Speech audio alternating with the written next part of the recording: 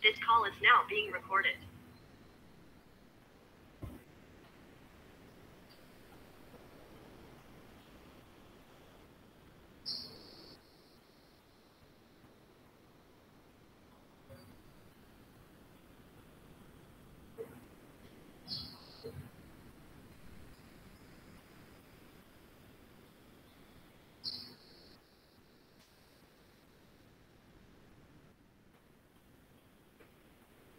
Good morning, students. Welcome to the GST and Customs Act class.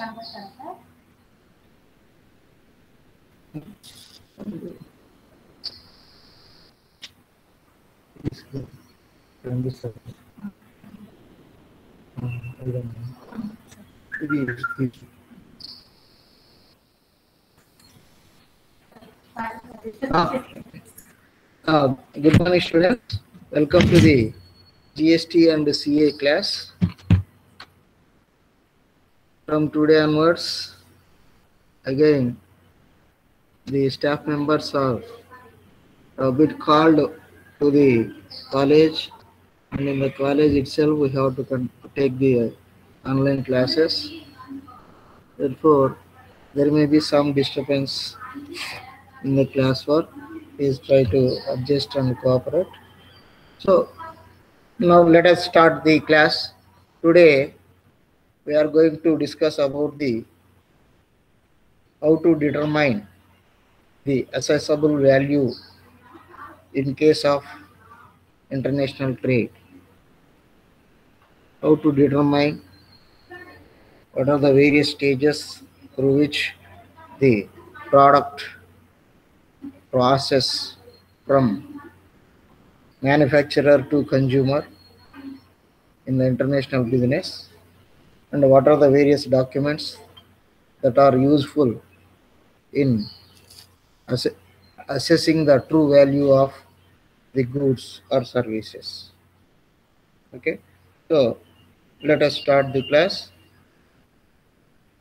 Valuation of goods for the purpose of excise duty. So valuation of goods, value of goods, determination of value of goods is one of the important thing for levying and collecting proper tax from the concerned person. That means how much tax is to be collected is depends upon the value of goods or services supplied by him. If the goods or services are properly valued, or true value of goods and services have been taken into consideration while calculating the tax, then the government is able to get the actual tax from the suppliers. Suppose if the supplier gives a fake value, a value less than what it is or really what it is, then in that case the government will get less tax. For example, suppose a particular trader has supplied 1 lakh rupees of goods to the one party. So on 1 lakh rupees of that particular goods, the GST rate is suppose 18%. So the real value of goods is 1 lakh rupees. He sold for 1 lakh rupees. On 1 lakh rupees, 18% GST will be calculated. 18,000 rupees is to be collected as a tax. But sometimes what the traders will do, instead of giving 1 lakh rupees as a value, they put just 60,000 rupees. Actually, the amount realized by the supplier is 1 lakh rupees, but he mentioned in the invoice 60,000. So how much amount it is reduced? 40,000 has been reduced. Reduced means fake price has been given in the invoice. So how much tax he will, he will pay to the government? On 60,000, 18%. On 60,000, 18%. That means 10,600. What was the actually he has to pay to the government? 18,000. But how much he has paid?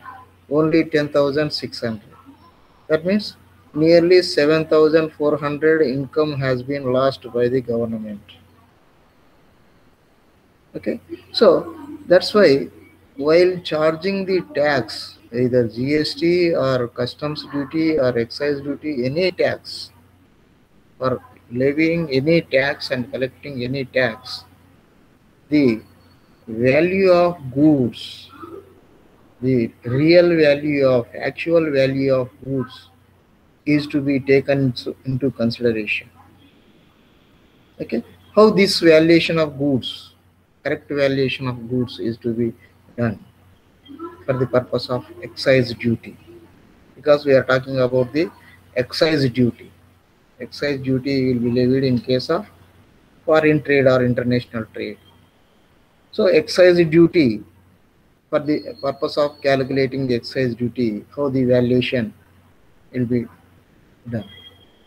Number one, where the rates of duty are on ad valorem basis, assessable value of the final goods are unfit for consumption or for marketing has to be found out before the amount of duty leviable thereon is determined and paid. So the importance of valuation of goods is that before calculating the rate of tax, first you have to correctly assess the value of goods and services, the real value of the original value of goods and services.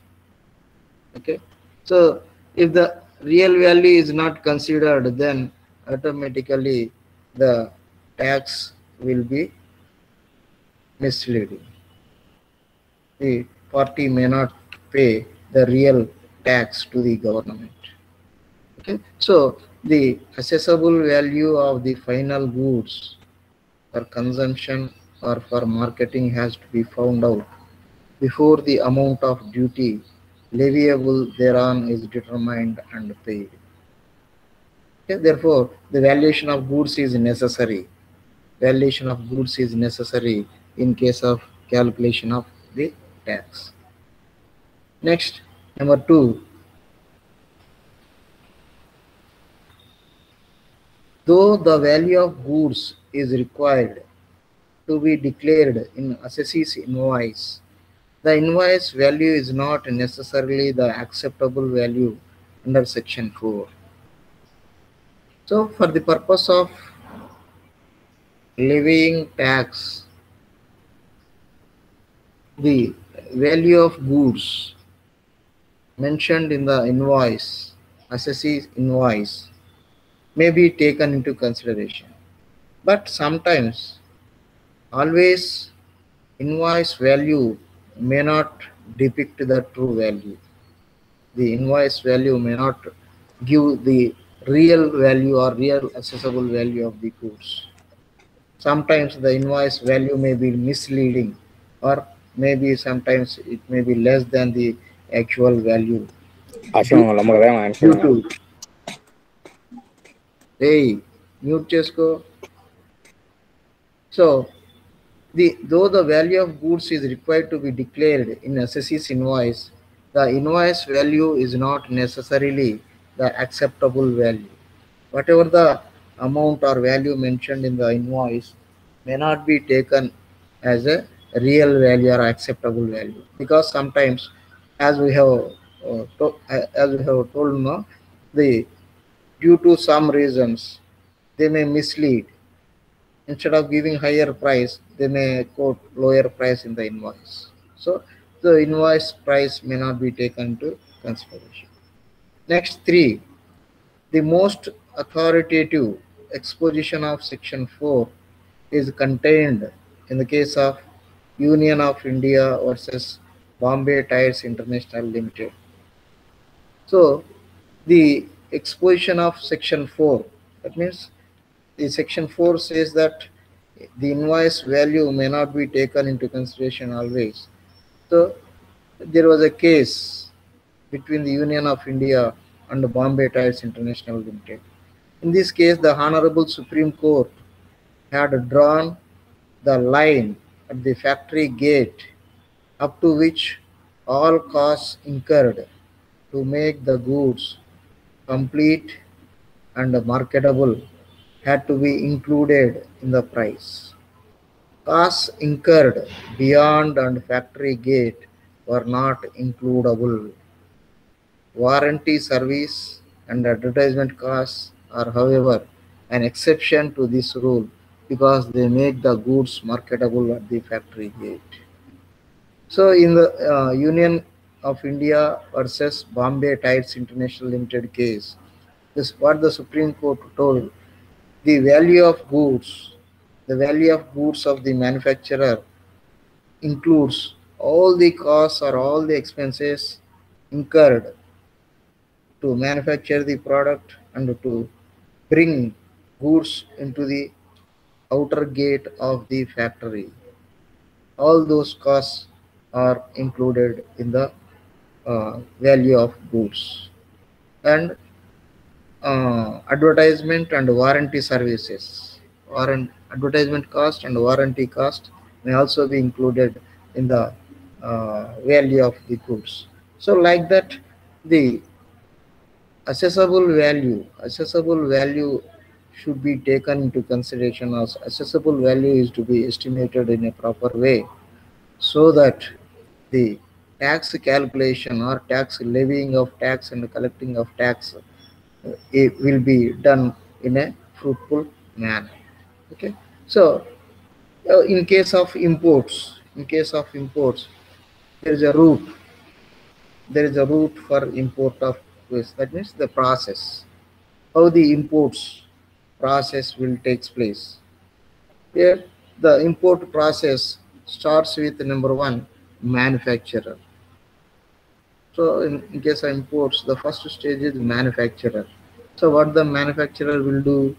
The manufacturer will manufacture the products. He produce the products. Manufacturer will produce the product in the first stage.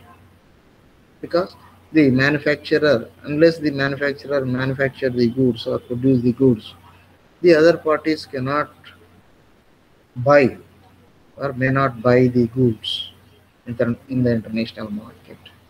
Therefore, for the first stage in the imports, in case of imports is number one, manufacturer. So manufacturer will mobilize all sorts of inputs required for the production of a particular product.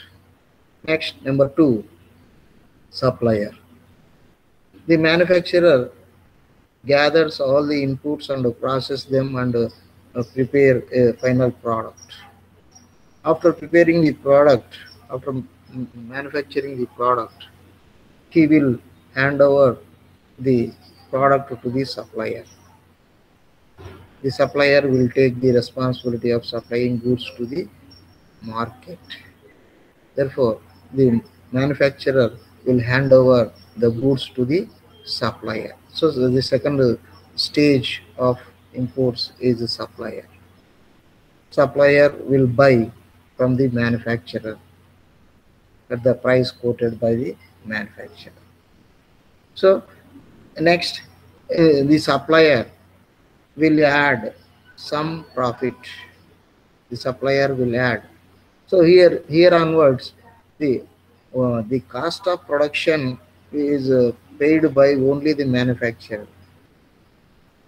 After manufacturer, all the people will add the costs, various costs incurred in their business, and also they add some profit to the goods. Okay, so because they just go on selling the product, they play a major role in exchange of goods or bringing goods from one town to another town and one place to another place and all these things. So the second stage is supplier. Next, third stage, the supplier will hand over the taken over the goods from the manufacturer and he will ship port of the shipment. So he will book the goods to the concerned party who has made order, who has placed the order, purchase order to the supplier. So he will bring goods to the port of shipment, where the shipment in the shipment they book the goods and they will uh, make all arrangements, all costs to the to shipment company. So they make all arrangements and they will book the goods in the ship to the concerned person. Okay, so shipment is the third stage. Next, port of import. So the port of shipment, shipping company will transport the goods, and the port of importer, port of importer, in the importer's port, the goods will be delivered. They will they will kept in the importer's port. So that is the fourth stage. Next, number fifth stage.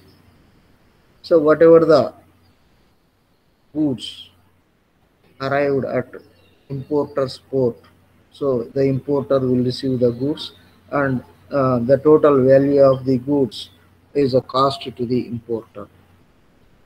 So total goods of the uh, value will be taken into consideration for the importer. The importer will uh, it's the importer's cost. The cost of importer is the value of goods received in the uh, port. What is the value of goods that are available in the port? That is a cost to the importer. Next, cost to wholesaler and dealer. So importer will receive the goods and then the goods will be sold to the wholesaler. The importer will receive the goods from the port after uh, completion of all the formalities. After completion of all the formalities in the shipping company, and he will transport the goods from shipping port to his place of business. Then afterwards, he will sell the goods to the wholesalers or dealers. So the wholesalers or dealers, that means the importer will add some profit on the uh, cost of the goods which are imported, and the he will sell to the wholesaler or dealer. So that becomes the cost to the wholesaler and the dealer. So again, the wholesaler or dealer, they add some profit. They add some profit on the cost, and again they will sell goods to the retailers. They sell goods to the retailers or consumers. Okay, so these are the various stages. These are the various stages through which the import of goods will pass on from manufacturer to the ultimate consumer. Ultimate for reaching the goods to the ultimate consumer, all these processes are to be completed at each and every stage. At each and every stage, the valuation of goods, the assessable value of the goods is to be made, because at each and every stage the taxes are to be calculated. Taxes are to be calculated. So for calculating the real tax or original tax, the original value of the goods is to be estimated or is to be taken into consideration. So at the stage of manufacturer, at the stage of supplier, at the stage of shipment, at the stage of import shipment, at the stage of importer, at the stage of wholesaler, at the stage of retailer or the consumer. At each and every stage, the accessible value, the real value of the goods on which the tax may be collected is to be estimated properly. Otherwise, the tax income, otherwise the tax income to the government will decline. Okay, so that's out the next. What are the various documents involved in such stages? So as the goods pass on from one stage to another stage, there are various documents which are useful for ascertaining the value of the goods. At each and every stage, we have to ascertain the true value of the goods. So in these various stages, the true value of the goods can be accessible, or true value of the goods can be estimated or fixed by the a, a government for calculating the tax or for levying the tax. Or number one, manufacturer's price list or quotation or sales invoice.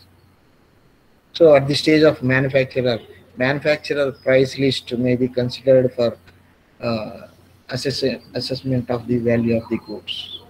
Or quotation, what is the quotation given by the manufacturer to the purchasing party?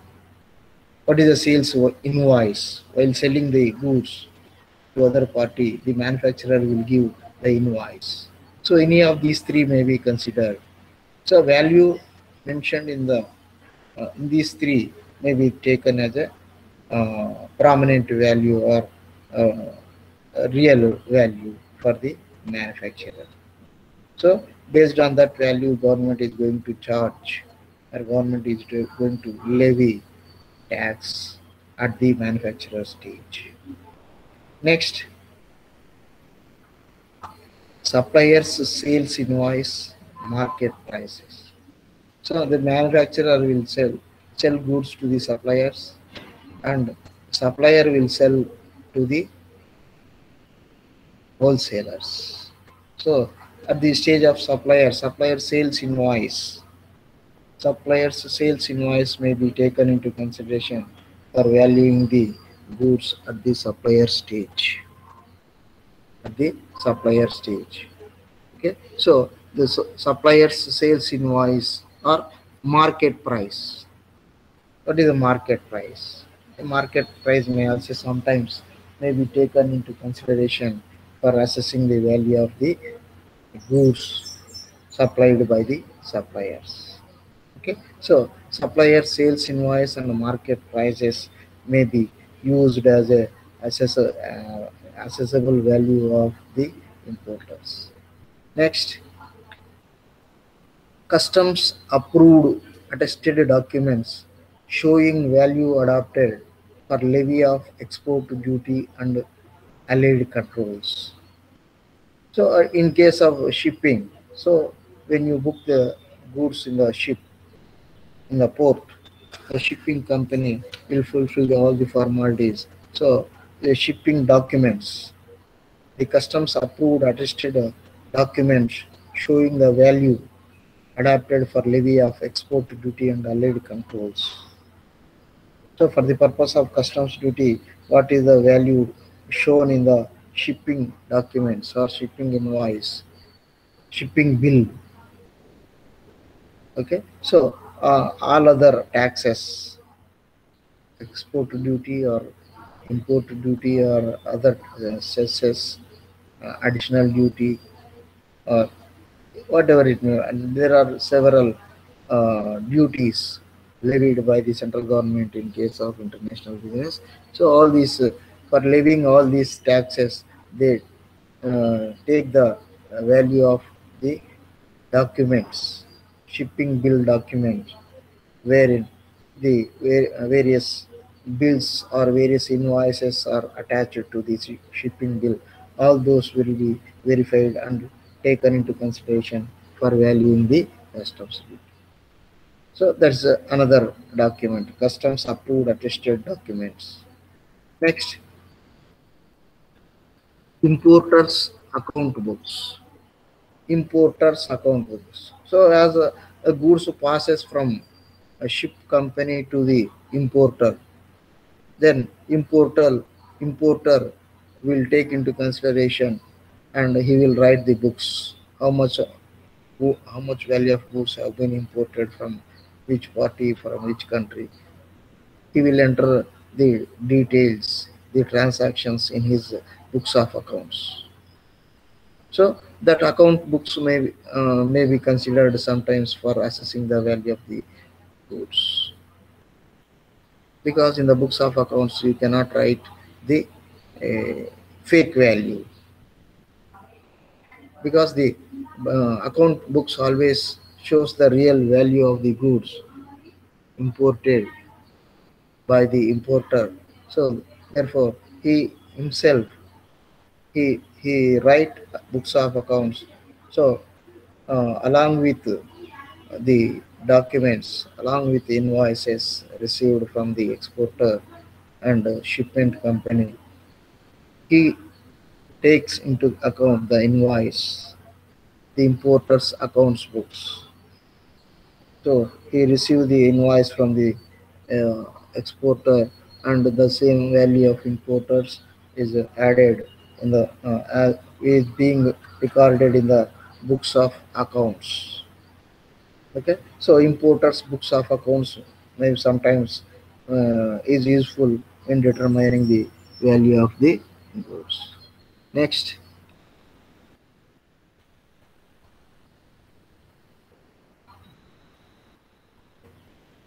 sales invoice issued by importer to the wholesaler or dealer.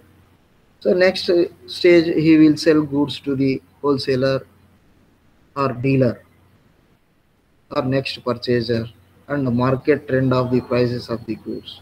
So sales invoice of the importer issued by the importer to the other party, the purchaser or the dealer or the wholesaler. That is also another evidence which is useful for assessing the value of the goods. The sales invoice issued by the importer to the wholesale dealer or next purchaser. So that's another document which is useful for. That means at each and every stage, the tax to be paid or tax to be levied and collected is to be determined. Therefore, at each and every stage, a proper assessment of the goods, the proper valuation of the goods is to be done. So for valuation at each and every stage, these are the various invoices, that documents that are useful. Next, sales invoice of the wholesale dealer and the trend of prices in the market. So at the wholesale dealer, finally he will sell goods to this retailer. So whatever the invoice issued by the wholesale dealer, that may be useful for that may be used as a evidence for levying tax from the retailers or trend of the prices in the market. But every stage, the seller will add some price to the invoice price, add some profit to the invoice price at which he has purchased the goods from some other party. So sale invoice of the wholesale dealer and trend of the prices. So in this way, these various documents, all these various documents are useful in assessing the correct value of the goods and services and levying the tax, either customs duty or additional customs duty or education, the import duty or dumping customs duty. There are several duties to be levied by the government, no? So IGST,